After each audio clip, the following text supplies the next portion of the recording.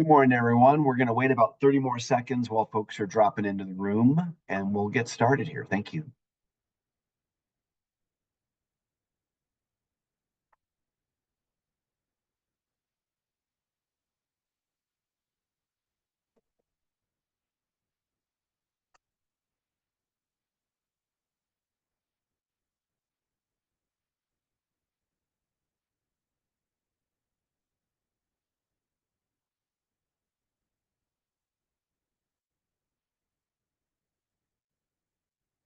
All right, Shale, I'm going to go ahead and kick us off, okay? Sounds good. All right. Good morning, everyone. My name is Eric Bergman. I'm the Director of the Division of Local Government. We're coming to you today live from DOLA's world headquarters here at 1313 Sherman Street. This is our monthly local government resources call. This monthly call supports local governments and partner organizations in navigating historic state and federal funding opportunities and provides other resources that can help strengthen communities. While new funding opportunities are still rolling out both at the state and federal levels, our state and local communities have done an amazing job of drawing down significant IIJA and IRA funding. This call will celebrate your successful federal applications and cover what happens after the award announcement. But first, some DOLA updates for everyone. From our executive director's office, a couple of big changes to announce with DOLA's leadership. We are excited to welcome Molid Mo Miskell as the new DOLA Deputy Executive Director. As DOLA's current Deputy Executive Director, Dion Schroeder, will be starting her new chapter as the new Deputy County Manager for Adams County. Dion has been an integral part of the DOLA leadership team, serving this role for almost 4 years. Her contributions have left a lasting mark on the state and among DOLA staff. We are sad to see her go, but we look forward to working with her in her new capacity. And as an Adams County resident, I'm really excited to have Dion working with that team. Mo has served as the Division of Housing Deputy Director since May of 2022, has been involved in leading the effort to implement Proposition 123, and has been working diligently to help the DOLA and DOH operationalize the effective implementation of affordable housing through House Bill 24-1308. Mo will start in his new role on December 1st. In the meantime, DLG Deputy Director Dave Bowman will serve as the interim DOLA Deputy Executive Director. We are already working to fill the DOH Deputy Director position to support a smooth transition. From our State Demography Office, don't forget to register for the 2024 State Demography Summit, which is coming up in just a couple weeks here at the Arvada Center on Friday, November 1st. Registration remains open through October 25th. This year's summit covers updated population estimates and forecasts, state and regional economic trends, preparing for the 2030 census, using State Demography Office tools, and the impacts of age in Colorado, which I experience every single day. The State Demography Office is also completing its newest population and economic estimates and the forecast, and they will be updating the website with the newest data over the next 2 weeks.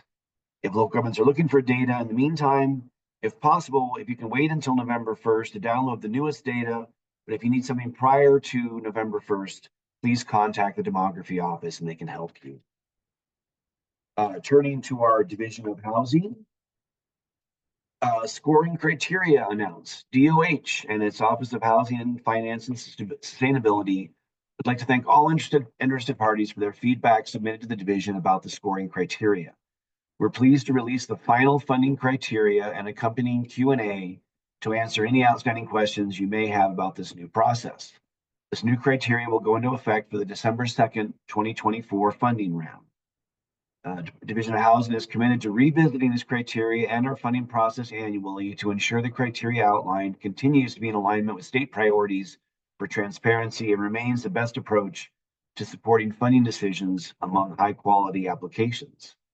As a reminder, we encourage all applicants to reach out to their housing development specialists for technical assistance and to answer questions as they prepare applications. Another reminder, Proposition 123 commitment filings are open through November 1st. Municipalities and counties that did not file a 3-year commitment last year may submit a 2-year commitment to increase their baseline of affordable housing by 6% over the next 2 calendar years using our online form. Filing a successful commitment allows your jurisdiction and other eligible entities interested in deploying these funds in your jurisdiction to access Proposition 123 funding through 6 different programs, including home ownership, homelessness, local planning capacity, land banking, concessionary debt, and equity. The first 3 programs offered through DOLA, and those last 3 programs offered through OEDIT and CHAPA. News from the Division of Local Government. Land use implementation. The parking and transit-oriented communities' final maps were published by the statutory deadline of September 30th and are on the Land Use and Housing Engage DOLA page. The implementation team is now working on draft tools required by the end of 2024, including the housing needs assessment methodologies, displacement risk assessment guidance, and parking management best practices guidance, for which we will request your input. We have posted 3 new planner positions to work within the Community Development Office to implement these new programs. You can find these and upcoming postings for the Land Use Implementation Team on DOLA's hiring page. Join us for the next monthly Land Use Implementation Engagement meeting on Friday, October 25th at 10:30 a.m. Some funding program updates. The Peace Officer Behavioral Health Support and Community Partnership Grant Program, say that 3 times fast, is accepting applications through November 13th. The next round of our Energy Impact Assessment Assistance Program opens on November 1st and will close on December 1st. The microgrids for community resilience funding cycle is now open. Planning applications are rolling until funds are expended. Construction applications are due December 4th, 2024. Please visit the Microgrids program website for more information and webinar recording. Starting November 13th, the Division of Local Government will implement a new e-filing portal to be used by all local government entities, requiring current users who have never used the DLG grants and/or formulaic portals to create new login credentials. The new system will allow local government officials to have a single account login across DLG portals and will also enable local officials who represent multiple entities to have one login associated with their multiple accounts. We'll provide details and resources, including a webinar, user guides, and office hours as soon as they become available. Other upcoming ARPA SLFRF obligation deadline. Deadline for obligating the American Rescue Plan Act state and local fiscal recovery funds is fast approaching. Local governments must obligate their funds by December 31st, 2024, or risk losing their remaining funds. Support for working with SLFRF funding is available through the Department of Personnel Administration and the SLFRF office hours. You may also email Tara Caruth from the governor's office with any questions. We do have Cynthia Thayer from our local government services team here. If you have any questions about the e-filing portal, we can take a break right now and you can either ask a question, raise your hand, or put it in the chat. Cynthia is live with us here now and is available for any questions before we dive into the remainder of the webinar. Are there any questions out there on this e-filing portal? Shale, do you see anything?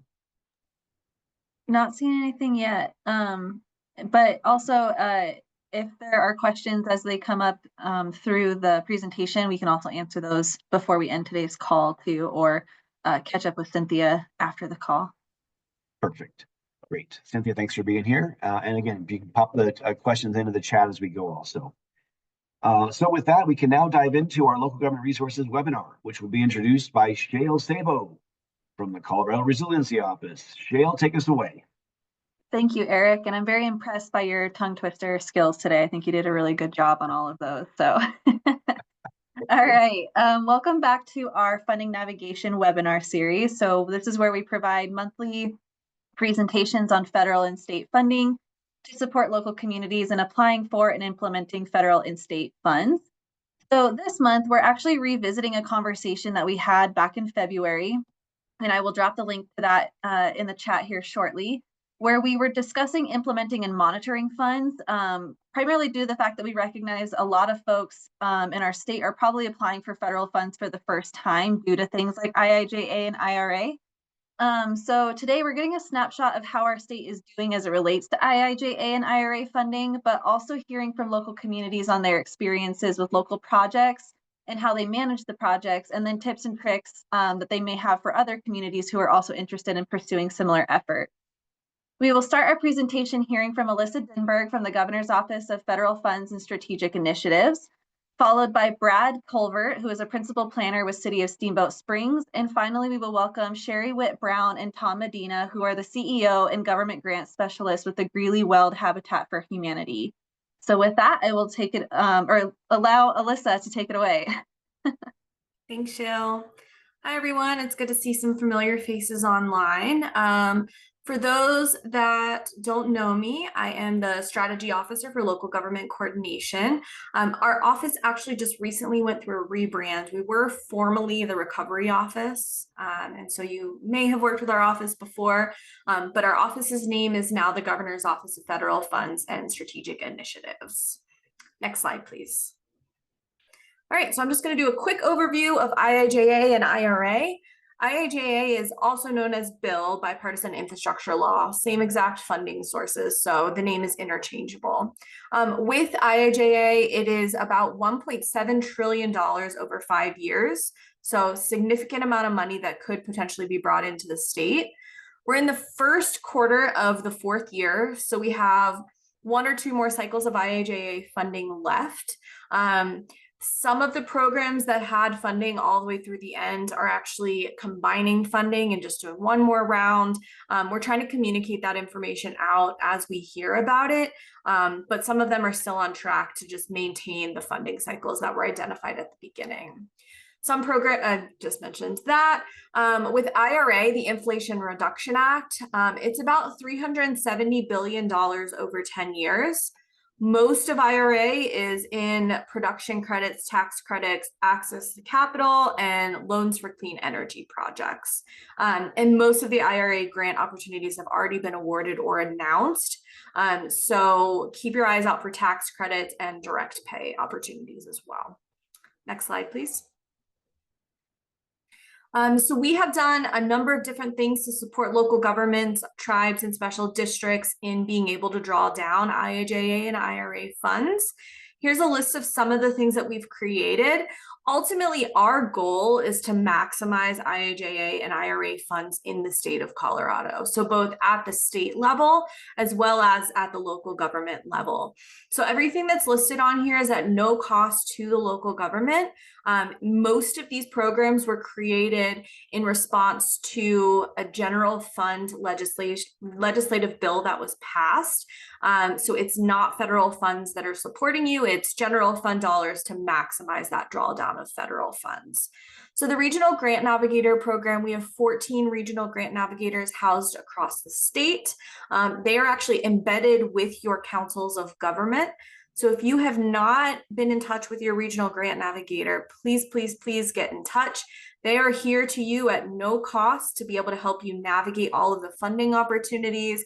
In some cases, they're able to help you write grants.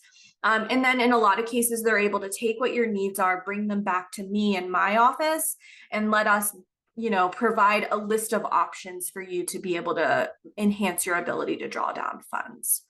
The local matching program, that's in partnership with DOLA. So DOLA actually manages that program in partnership with our office. And essentially what this is general fund dollars that can be used for that federal match. In most cases, these IIJA programs have about a 20% match. We recognize that's a huge lift for a lot of our small communities, even for some of our larger communities. And so we have funds available. We do still have funds available for that program. If you are interested in learning more, Snow Staples from DOLA is actually the point of contact. We can either put her email address in the chat, or you can get in touch with me and I can put you in touch with her. She and I talk all the time. And then another program that we offer is the Grant Writing and Project Planning Support Program. There are 4 different options here for you to choose from. A full write, which is literally our grant writers will write the entire grant for you in partnership with you. Obviously, you have to provide information on what the program is. A co-write is in partnership with you. You all will take on a couple pieces of the grant based on what your capacity looks like. And we found that to be really successful. It not only builds the skills at your organization, but it costs a little bit less. So we're able to stretch the program further. And then the next one is an independent review. This one is if you have a grant writer on staff, your grant writer may be new, doesn't have experience with federal grants, or you just, want an extra set of eyes, we can have our grant writers review your already written grant. And then the 4th option is project planning. We can do tons of different types of project planning. There are different things that are required in these federal grants that can be a pretty big lift. And so in a lot of cases, we can pull in our consultants to do the work. We do have 2 consultants on retainer to be able to support this. We do get questions a lot, like, can you get money from this program to pay a consultant that you've already brought on? Unfortunately, that's not how the program works. You would apply to us, and then we would assign you one of the 2 firms that we have already brought on board through our RFP process. The next thing is a biweekly office hours and newsletters. This one is done through our communications office. If you are not signed up for our newsletter, please put your email in the chat and we can get you signed up. They go out every other week. They have tons of really great information, resources, ongoing webinars, things like that. So definitely want to get you signed up. And then the last 2 are just some other capacity building efforts that are done by other agencies. So DNR has a technical assistance program for water projects, seeing huge results in that program. And then CDA has a technical assistance program for the REAP program. All right, move forward, please. All right, so let's talk about return on investment and how these programs are working. Let me close that. So what you see here is for LOMA. This is the match program. The way that this works is if you are awarded a LOMA grant through DOLA, you don't actually receive the funds until you're awarded the federal grant. So it's kind of held as appropriated but not expended, or the LOMA contracted. So here we see $2.5 million have gone under contract, which means they've been awarded to a local government, but not, I apologize, I'm backing this up. 2.5 million means that the local government has been awarded the federal dollars. So they've actually received the LOMA dollars and they've also received their federal grant. So that equals $10.1 million being drawn down from the federal government. So really good return on investment there. LOMA pending means that it's been awarded, but the local government hasn't found out yet whether they've received the funding from the federal government. So if all $4.4 that have been awarded through LOMA result in federal funds, that's $35.5 million in federal funds. Huge return on investment. And then LOMA returned. This basically means that the local government was not successful in their federal application. So that money goes back into the pot of LOMA that can then be appropriated to other local governments. So 7.5 million has been returned. Next slide, please.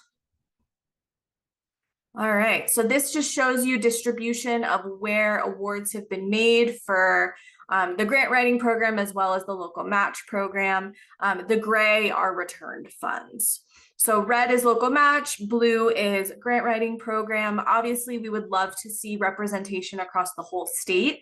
So if your region is not represented and you need support, please get your application in. We want to make sure that, we're not just focusing on the Front Range and the middle part of the state. We want to be supporting everybody. Next slide, please. All right, so investment by community size. So everyone breaks the state out into different types of sizes.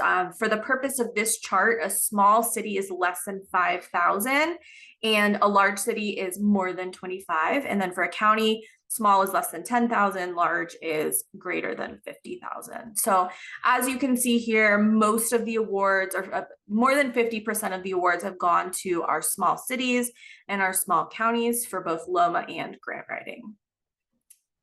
Next slide, please. And then this is funds that have been brought into the state, total, not just local governments. So funds to the state of Colorado, this dark blue is IIJA, this light blue is IRA. And then funds to local governments and tribes, we'd love to see that number continue to rise. One of the questions that we get a lot is, why is the state number so much larger than the local government number? There were significantly more programs available for the state to apply to, specifically formula funding. The goal with that is that the money will then be re-granted to local governments or be used on projects that impact local governments. So while there have been 1.7 funds that have gone directly to local governments, tribes, and private entities, we do anticipate significant dollars impacting your local communities. Next slide, please. All right, popular IIJA and IRA programs. If you have any questions about any of these, I'm more than happy to answer. We do have, some of these are planning grants, some of them are implementation grants. Like, I know a couple of these RAISE grants that our small communities have gotten have been planning grants. One of the amazing things about specifically RAISE and Safe Streets for All that we're really trying to push is that if you go after a planning grant, and especially in DOT, it really opens a whole menu of options for you. DOT really does look fondly upon planning grants leading into implementation grants. So keep that in mind. If you need some additional support with planning, don't be afraid to go after one of these planning grants, even though IIJA is coming to a close. The DOT will still see that you went after a planning grant, and think fondly of that. All right, next slide, please. All right, some popular IIJA and IRA programs within local governments. So Clean School Bus, this one just opened. If your school district is interested in swapping out diesel school buses for electric school buses, there is tons of money available for this. We also have grant writing assistance that we're more than happy to provide support on. So my email address will be at the end of this. Please feel free to reach out to me about anything that you've seen on this slide deck. RAISE, we've seen a lot of really great projects being submitted for this, and we've been super successful across the entire state. We anticipate that this application is going to open, I believe the last I heard was mid-January, closing mid-February. So again, this one has a planning section and it also has an implementation section. So if you are interested in that one, we can definitely provide some support. Protect is opening soon as well. This one is for climate change, flooding, extreme weather events, and natural disasters. REAP is ongoing. And then Safe Streets for All, again, is expected to open early 2025. And then there are multiple Water Smart grants. A lot of these are very specific, and like, for example, water meters. If you need to upgrade your water meter system in your community, there's a Water Smart program for that. So multiple dates throughout the year. If you need support in figuring out what program best fits your project, this is where your regional grant navigator comes in. They're very up to speed on what these projects are or what these programs are, and can be really helpful in navigating which one to go after. Next slide, please. All right, that is all I have. My email address is there. We just revamped our website. I think it went live like Friday. So still working through some of the kinks, but should be a lot easier for you all to navigate. Feel free to shoot me an email if you have any questions or comments or need any help with anything. And thank you for having me today.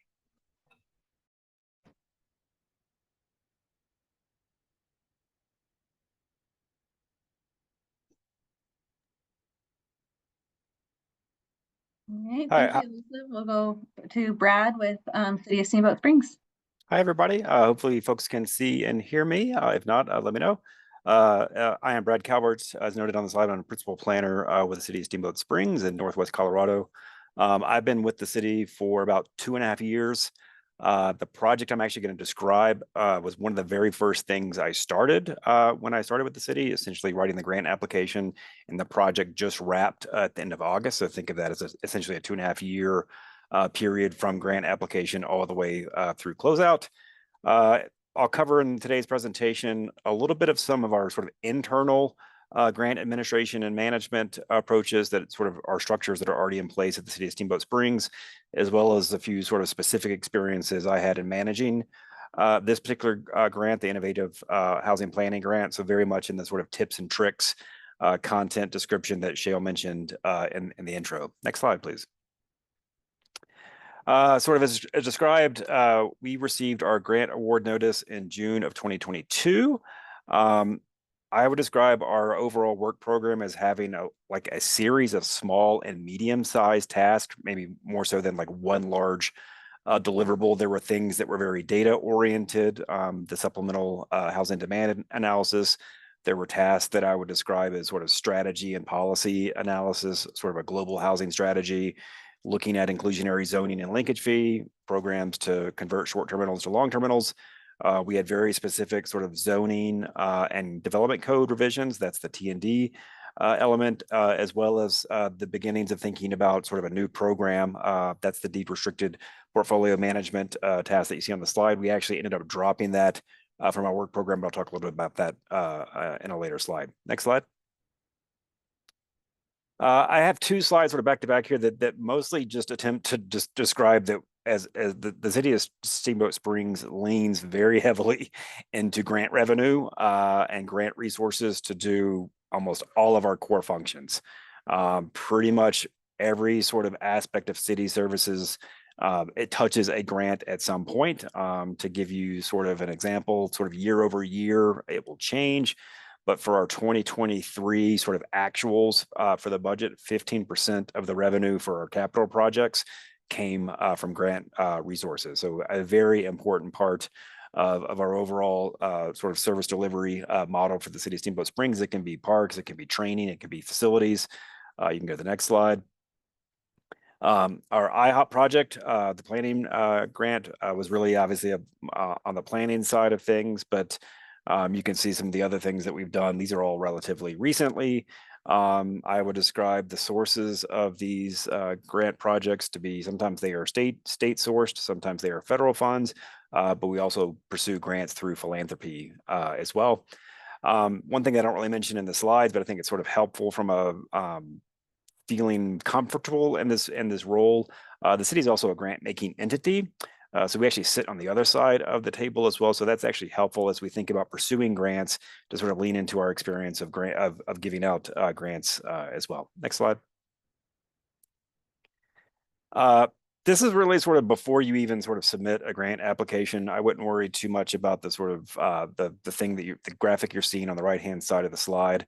That's actually kind of an internal tool that we use. Essentially, it is designed to make sure that our organization understands what the grant is that we're pursuing and why we are pursuing it. So we actually sort of work through a checklist. So before I submit a grant application, it's been reviewed by the finance director, so they understand any terms that come with that. It's been reviewed and approved by the city manager. So it's sort of this internal process that we use to, again, make sure that we're essentially pursuing something that feels like it's a right fit for us.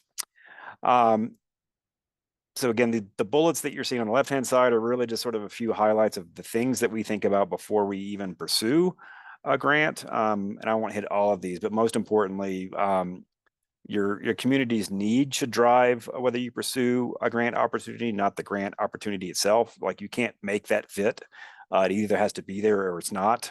That has all sorts of implications. If you are not essentially pursuing a grant that actually is a good fit for your community, it will be clear in the actual attempt to write an application. There's just no way to get around that. I can't emphasize this enough. Make sure that your project manager for your grant program actually has the capacity to manage the grant, not just do the work, but manage the grant itself. Grants come with performance expectations and deadlines. So you need to go into that with a clear view and make sure that you can actually faithfully pursue and achieve those expectations. Then a few things kind of on the how to best frame a successful application, the extent to which you can use data in your case making as to why you are in need of grant funds. It's always good. Important to recognize that we oftentimes live in a world where our community needs are front and center and part of everyday conversations within our organization. They are not necessarily going to be known outside the organization, so don't take for granted that your reviewer understands your needs. Do not wait for the last minute. I know that seems like sort of common advice, but this is not just a comment on DOLA's grant portal, but I've never worked with a grant portal that's perfect.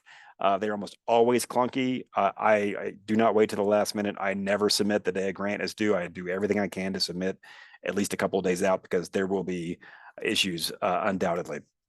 You go to the next slide.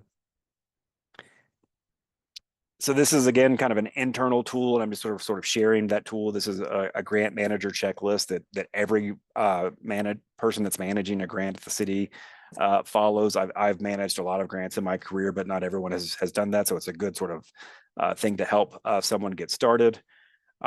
There's just simply a lot of internal steps that we go through once you actually are in receipt of a grant award. Essentially, the paperwork gets kicked off, and there's a lot of paperwork that happens. So it's just a good reminder to understand how to keep the process going. The main thing I wanted to mention on this slide is sort of that call out to the right-hand side. If grant revenue is going to be used to hire a contractor, just give some thought as to that timing. Your funder may have some guidance as to how quickly you can go out for an RFP or an RFQ.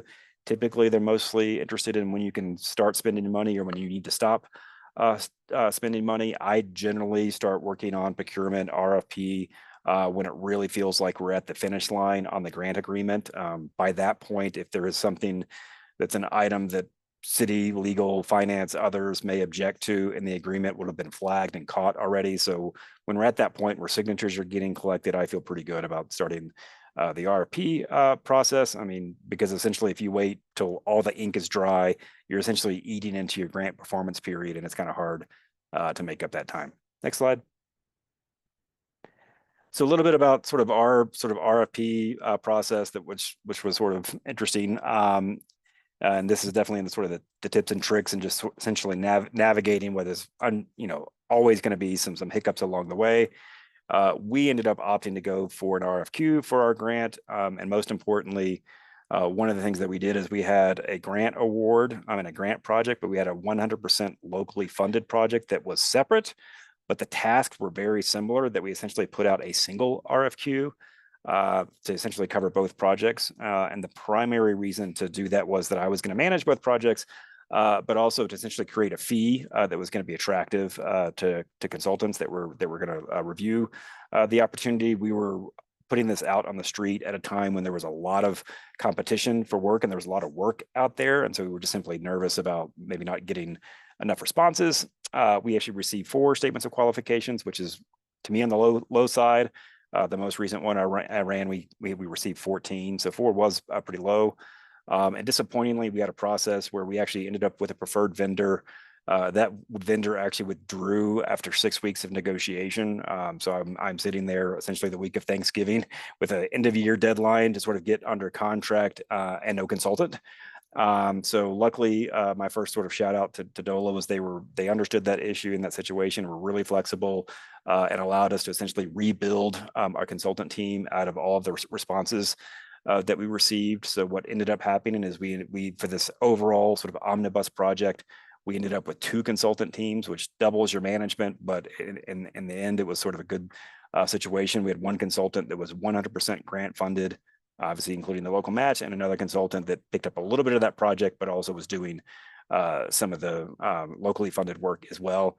Really what that meant is for the second consultant, I just had to front load all of the DOLA related work, and that was good for the project too, but that was just the one sort of trick that was done to make sure that I could keep all of those things straight. Next slide.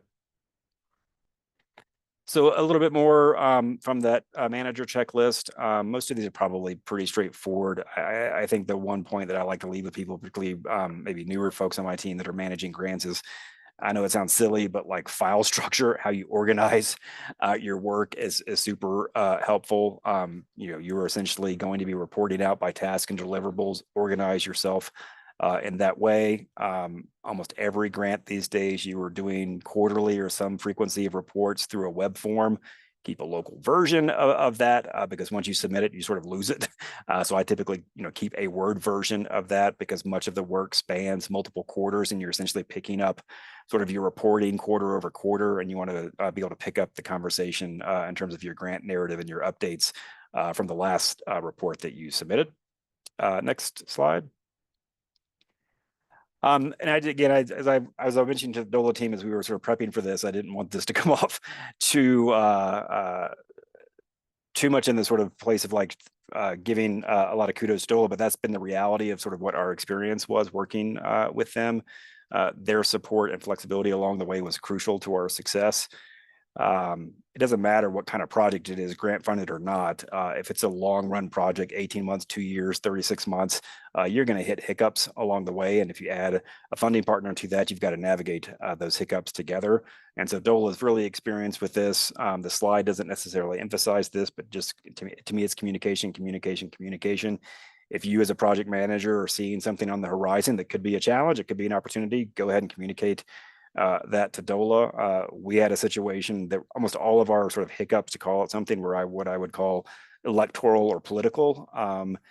Almost all of our work product essentially had to go to city council. So the things that were swirling around, results of special elections, results of regular elections, essentially impacted our project, and we had to sort of navigate those along the way.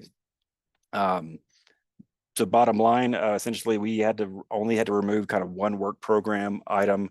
That was mostly because the timeline got extended due to multiple election issues that impacted our project. We simply needed more time to complete another part of our project. But bottom line, we came in over budget on one task, but under budget overall. So essentially, from a local match perspective, it was a wash, and we were able to complete our project on time and on budget. Next slide. So this is sort of talking about the continuation of our work, and I mostly just mentioned this to sort of describe, like, the reality is, going back to one of my earlier points, you don't chase grants because of the opportunity. You chase grants because of the need in your community. A single grant award or a single grant project is not likely to actually fully address that need. Your project or program is probably going to reveal even more things that you need to do because you get to a finer or better understanding of community need, and that has been some of the things that has been a result of our project. This is a long list of things that are either a continuation of our grant work program and or new actions that were identified, and multiple of these essentially required a grant making strategy or grant pursuit strategy for each of them. So this list is really only a couple of months old, and there've already been 2 additional grant applications that have been submitted to support those activities, and probably more on the way. So just a very clear message. I hope that essentially the work isn't done when you sort of wrap up your grant. You probably are essentially setting up additional work to be pursued with all sorts of different types of revenue sources supporting the work. And that's it for me. I'll be around for questions, and I will turn it over. You can see my contact information, so we'll turn it over to the Greeley and Weld Habitat folks.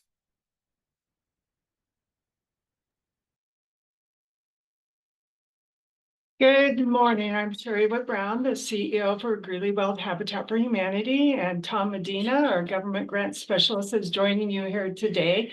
Next slide.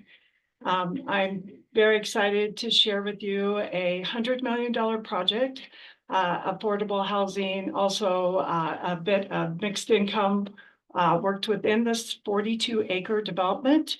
It is providing Northern Colorado 174 habitat homes, 320 multifamily on-site childcare center.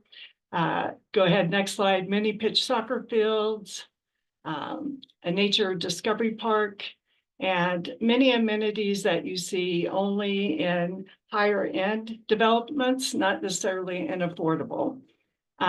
You can go ahead, next slide. I'm going really fast because the project, it's more important for you to learn about the funding aspect, but just to set the tone for the project, it does, as I said, have an on-site childcare center, walking, biking trails throughout, new urban design. So we were able to do high density, mainly paired homes, but we do have a few, about 20 single family home products mixed within the development. Nature Discovery Park that is accessible to children with barriers, as well as walkable to groceries, award-winning schools in the city, mass transit, and the super sweet mini pitch soccer field that is actually was under construction, an actual photo that can also be flooded in the winter and turned into ice skating or hockey rinks. Okay, next slide. And we'll just go on to the next. This innovative partnership has been recognized nationally, particularly by Habitat International as one of the most innovative housing developments that include multiple partners. And I think any project of this magnitude, it goes without saying, there's no way a Habitat affiliate would be able to pull together all of the funding streams and all of the partnerships, just with our own resources. So it took everyone from our local school district that waived the school impact fees. JBS threw in $2 million, about 50% of our homeowners do work at in the local protein industry. We had everyone from the mayor to the county commissioners, our local state representatives. Allison George in the middle from DOH is a huge fan of this project. We also had everyone to the end, U.S. Senator Hickenlooper, who we were successful in writing a Congressional District Spending Award and awarded $2.5 million out of his budget for this project. Okay, next slide, please. And there is kind of a breakdown of the various funders. I am so pleased to share that of an infrastructure project that was around 21 million.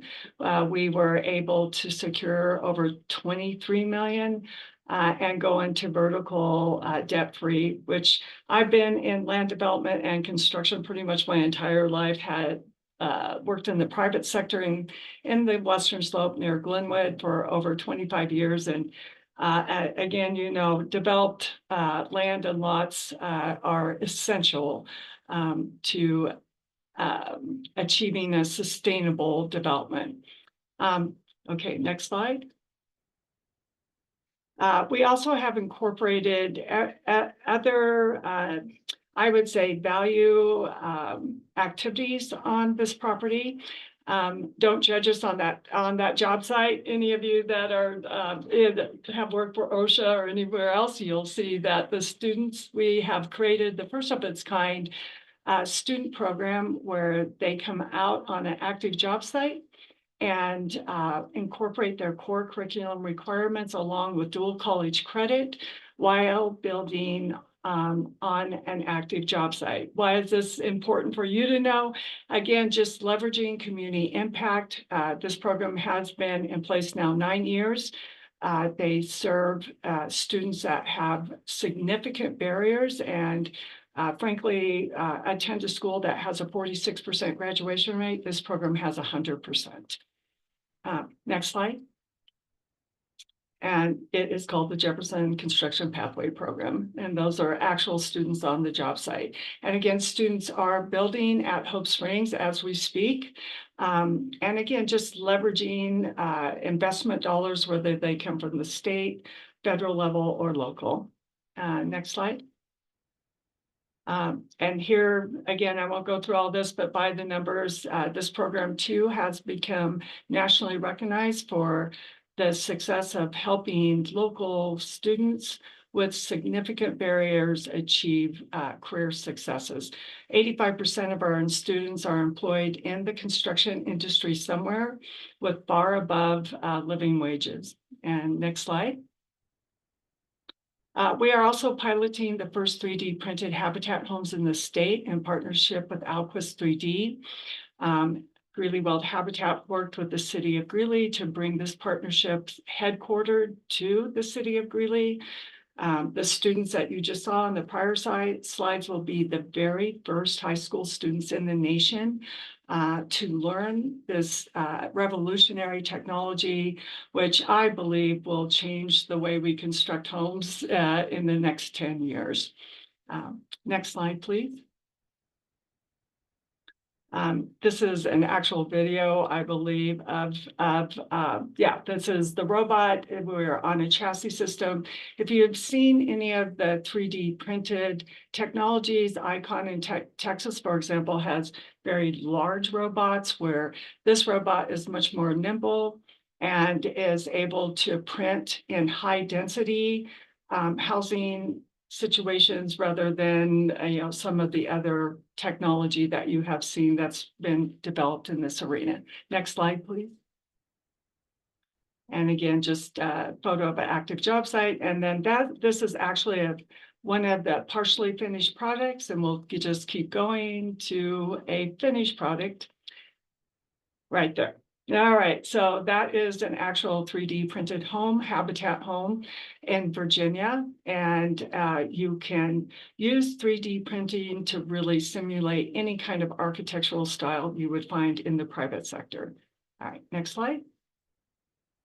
All right, and I'm going to leave you. I have to run to a meeting, but Tom, who is our government grant specialist, will now get into the nitty-gritty about the various grant and revenue sources we had on this project and the best practices, which Tom is fully responsible for implementing and doing an incredible job keeping us compliant with the millions of federal, state, and local government dollars invested in this project. All right.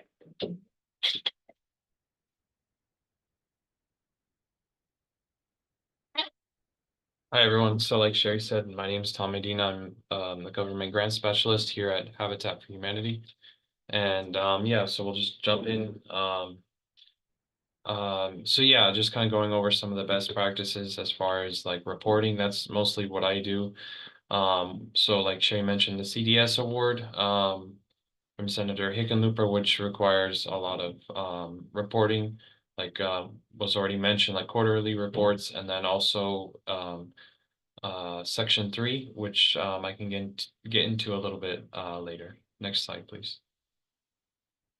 And yeah, so as far as, Section 3, really you have to like work with your contractors. And so where we're at in Colorado and Weld County is kind of like a smaller area. And so a lot of the contractors just don't know really what Section 3 is.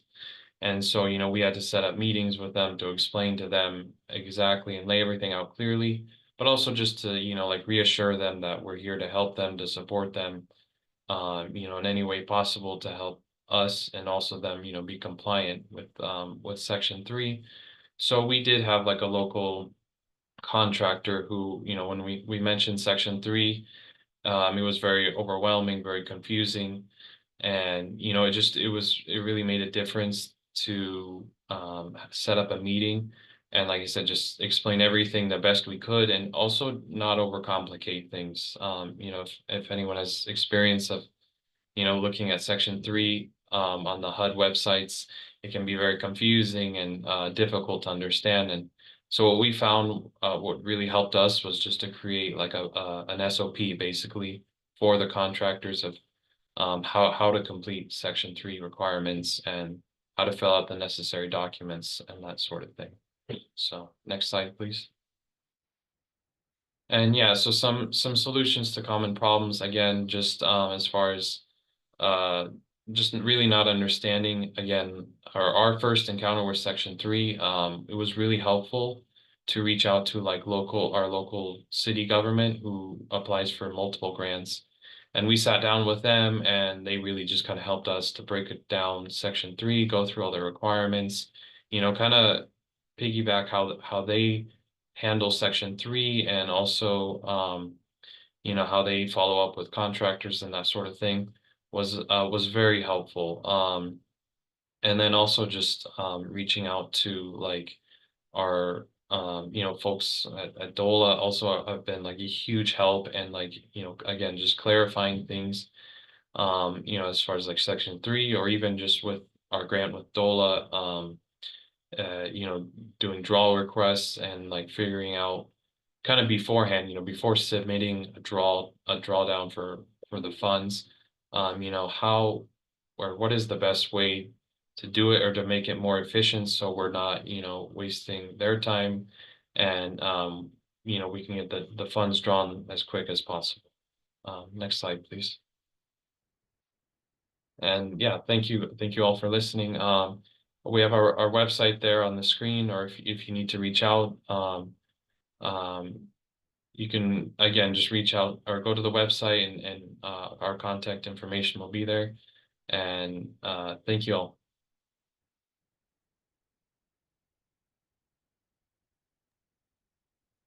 Wonderful. Thank you so much. And then just to kind of continue the conversation about the CDS funding that Tom and Sherry mentioned, we do have a specialist at DOLA that can help support that. That is Robin DeFalco. So if you have any further questions about that, or if that's something that you're interested in, please reach out to her, and I will pop her email into the chat here really quick. Otherwise, feel free to use the chat feature, the Q&A feature, or raise your hand if you'd like to ask your question verbally. In the meantime, I will go ahead and get started on some of the questions that we have. Alyssa, I think the first one is for you.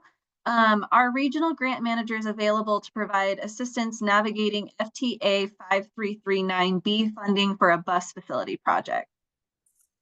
I am not familiar with that program. Is that IIJA or IRA funded? Whoever asked that. Looks like the question is from Joe, if you want to put that into the chat. Unless they're still on here.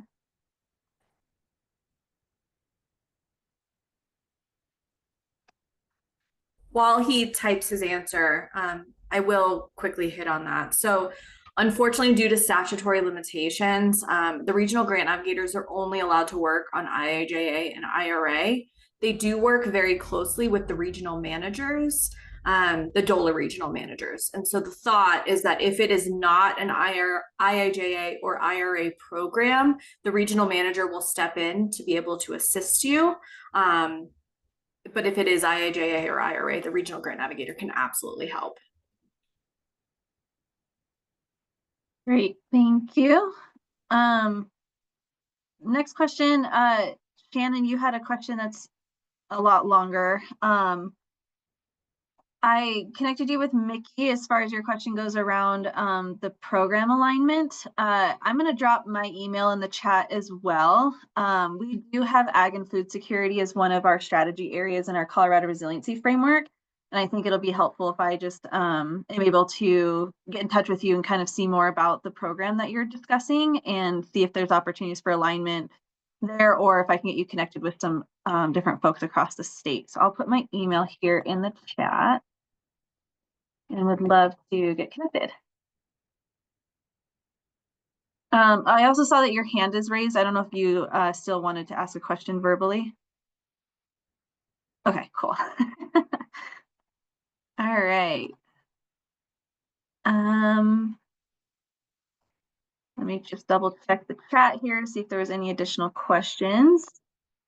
And we will capture the emails of folks who want to be added to the IIJA and IRA funding newsletter. Otherwise, I know a lot of folks are asking if they can get access to the slides and recordings. They are available on our CRO website. I did drop that link in the chat. And then please also make sure if you were forwarded this email or forwarded the information to be on this call today, that you are yourself registered for the call. That way you will get the information that we send out each week following the call that has our notes and the presentation and the recordings to the calls. All right, otherwise I don't think I'm seeing any other questions, so I think I will go ahead and turn it over to Eric, and I will drop that sign up link for this call in the chat as well. Great. Thank you so much, Shale. Well, I want to thank all of our speakers and participants for joining us today. Look for a follow-up email, as Shale indicated, with the meeting recording and materials. And please join us for next month's call on November 20th. We will be covering land, water, and wildlife funding. And again, all the notes in the QA will go out following after each call. We thank you guys for being here today. Thank you, Shale and company, for putting this together. Everybody have a great week, and we'll see you next month. Oh, Thanks. sorry, Eric. There's one call that came in right here just at the last sure. minute. I think this one's probably for Alyssa as well. What is the best way to receive feedback on previously submitted IIJA and IRA applications that were not selected for funding? Yeah, so we highly recommend getting feedback. It's super helpful both for your team as well as ours. If it was a federally submitted application, you would actually reach out to the agency that you submitted the application to. We are happy to help. In some cases, we have good contacts that may be able to assist us, but the program manager for the grant should be listed on the website. Try reaching out to them, see if they're willing to give you feedback. If they are, and you're interested in receiving grant writing support, bring that feedback with you, and we can definitely take that into consideration when we provide you support to improve the grant moving forward. And again, feel free to pull us in if you're not getting a response from the agency to get feedback. Great, thank you so much. All right, I think that is all of the questions now. All right, that's great. I'm glad we were able to fit that one in. Thank you guys so much. Alyssa, thanks again. Shale, thanks. And you guys, everyone have a great week, and we will see you next month for our next call. Thanks, everybody. Cheers.